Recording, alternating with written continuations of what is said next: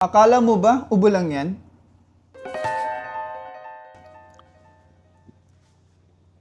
Inom ka lang inom ng tubig kasi feeling mo may nakabarang plema dyan sa lalamunan mo.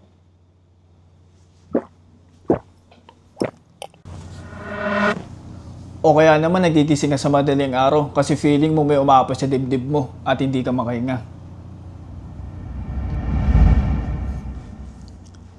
At habang pinapabayaan mo at dinadaan mo lang sa pag-inom ng tubig, mas lalo nasisira ang lining ng esophagus mo. Hindi sapat na umasa ka lang sa kung ano-anong mabilis ang remedyo sa tuwing sumasakit. Kailangan mong ayusin ang root cause sa sikmura mo. That's why nandyan ang Herbal Nation Barley. Hindi niya lang pansamantalang pinapatay ang asido. Tutulungan din ito ang i-balance ang gut health mo para hindi na umaakyat ang acid. Libo-libong working professionals na at mga puyat na magulang ang nakasubok dito. At sa wakas, nakatulog na rin sila ng diretso sa gabi nang hindi na nag-aalala na umaakyat ulit ang acid nila sa lalamunan.